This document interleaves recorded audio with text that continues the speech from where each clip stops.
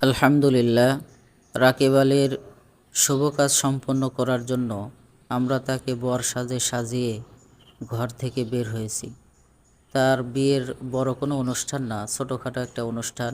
তাই কোল দ্বারা একটা হওয়াতে আতিকুল তাকে হেল্প করতেছে।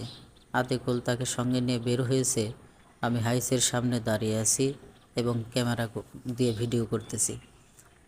এদিকে রাকিব গাড়ির কাছে এসে পৌঁছেছে।